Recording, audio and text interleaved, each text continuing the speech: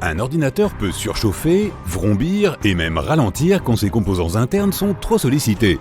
L'éteindre permet de réduire la pression. Tu peux aussi utiliser le mode veille. Mais tout dépend de l'ordinateur et des applications qui tournent dessus. Certaines entreprises informatiques ont des ordinateurs que personne n'éteint pendant plusieurs mois d'affilée. Et cela ne pose aucun problème. Mais voyons ce qui arriverait à un ordinateur qui fonctionnerait sans interruption. Nous sommes en l'an 2356. Des archéologues ont fait une découverte stupéfiante. À travers leurs lentilles de réalité augmentée, les gens assistent à l'excavation d'un objet antique. Les scientifiques ont trouvé un signal d'énergie assez faible caché dans les profondeurs du sol. Il semblerait que cette source d'énergie inconnue soit générée par l'air. Les fouilles commencent. En quelques heures, les archéologues réussissent à extraire l'objet mystérieux du sol. Ils remarquent d'abord un écran plat qui a été créé au XXIe siècle. Ensuite, ils trouvent l'unité centrale recouverte d'une épaisse couche de pierre. Étonnamment, l'unité centrale fonctionne toujours à l'intérieur de cet ordinateur. Et ça fait plus de 330 ans qu'elle tourne sans discontinuer. 2021. Tu cherches un emploi de graphiste et tu veux acheter un ordinateur puissant à petit prix. En prendre un neuf est trop cher, surtout avec une bonne carte vidéo et suffisamment de mémoire vive. Alors tu décides d'acheter un ordinateur d'occasion. Tu fouilles les annonces en ligne, tu trouves un ordi vraiment cool, moderne et bon marché à vendre. Tu arrives dans un vieux magasin d'antiquités. Tu vois de vieilles machines à écrire, des cahiers et des tableaux dans les vitrines. Tu ne crois pas qu'il soit possible d'acheter un bon ordinateur ici. Alors tu regardes les beaux carnets de croquis qui sont exposés. Tu es accueilli par un vieux vendeur qui porte une longue barbe. Il avoue qu'il t'attend depuis très longtemps et t'invite à entrer dans une pièce où se trouve un ordinateur. Parmi des parchemins d'aspect ancien, une vieille horloge à balancier et d'autres choses anciennes, tu remarques une lueur. Elle provient de l'ordinateur. Il semble avoir 1000 ans, mais il fonctionne toujours. Le vendeur ouvre un des jeux d'ordinateur les plus récents, le graphisme est époustouflant. Le jeu fonctionne sans décalage ni erreur. Tu joues pendant quelques minutes, puis tu achètes l'ordinateur. Le vieil homme te prévient que tu dois en prendre soin et le nettoyer régulièrement. Au moment où tu quittes le magasin, le vendeur a l'air heureux et soulagé. Tu rentres chez toi, tu places l'unité centrale sous ton bureau, tu branches l'écran, le clavier et la souris, et tu remarques que l'ordinateur est allumé. C'est étrange car tu l'avais débranché pour le transporter jusqu'à chez toi. Ce n'est pas grave car tu peux maintenant y jouer et travailler dans le programme d'édition graphique. Tu restes assis devant l'ordinateur jusqu'au matin et tu t'endors sur ton bureau. Quelques heures plus tard, tu te réveilles avec une douloureuse migraine. Le bruit et la lueur de l'écran ont perturbé ton sommeil. Tu vas te coucher et quand tu te réveilles une seconde fois, tu remarques que l'ordinateur est toujours en marche. L'écran est allumé, le jeu est en pause. L'ordinateur a continué à tourner pendant tout ce temps. Tu ouvres le menu Démarrer et tu cherches le bouton d'arrêt, mais tu ne le trouves pas. Puis, tu tends la main vers l'unité centrale pour l'éteindre, mais tu ne trouves pas là non plus de bouton. Tu ne veux pas le débrancher car ça pourrait perturber la stabilité du système d'exploitation. Pendant les quelques semaines suivantes, ton ordinateur ne s'éteint pas une seule fois. Puis, il commence à émettre un bruit faible. Tu comprends alors que tu dois nettoyer tous ses composants internes. À l'intérieur, la machine est très chaude et les ventilateurs de refroidissement tournent sans arrêt. Tu copies toutes les données de l'ordinateur sur le disque dur et tu débranches l'appareil. Mais chose étrange, il continue à tourner.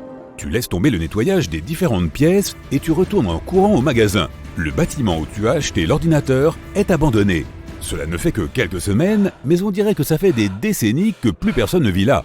Tu rentres chez toi et tu nettoies soigneusement ton ordinateur. Le bruit disparaît, l'ordinateur fonctionne de manière stable. Maintenant, tu te demandes d'où il tire son énergie. Le lendemain, tu reçois une facture d'électricité. Tu découvres que tu dois une somme astronomique à la compagnie. Et tu comprends que c'est l'ordinateur qui utilise toute cette électricité. De manière inexplicable, il se connecte à distance au réseau. Tu continues à utiliser l'ordinateur. Il fonctionne sans répit pendant des mois.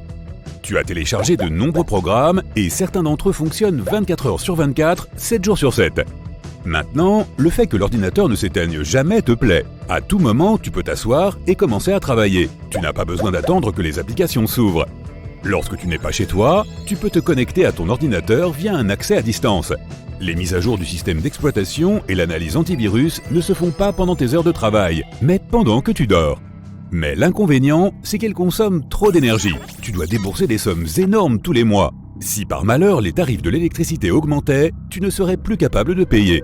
Le travail constant use le matériel. Tu essaies de nettoyer ton ordinateur, mais ce n'est pas suffisant.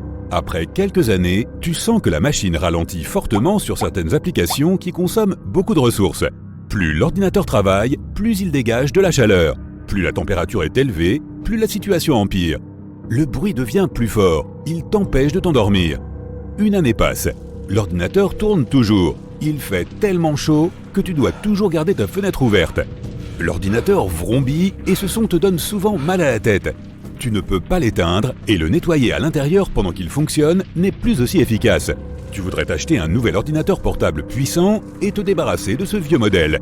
Chaque jour, la capacité de traitement de l'ordinateur se dégrade un peu plus. Tu ne le nettoies plus du tout par paresse. Tu vis près de l'autoroute et chaque fois que tu ouvres ta fenêtre, une grande quantité de poussière entre dans la pièce et encrasse l'unité centrale. L'ordinateur ne se contente plus de bourdonner, il émet maintenant comme un bruit de forage.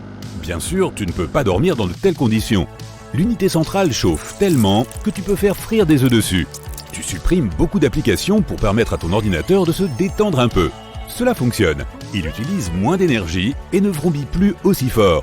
Mais tu veux quand même t'en débarrasser. Demain, tu iras le jeter à la déchetterie. Le matin, ton employeur t'appelle et t'invite pour un entretien dans une autre ville. En quelques heures, tu es dans l'avion. Ton nouveau travail est tellement excitant que tu en oublies l'ordinateur.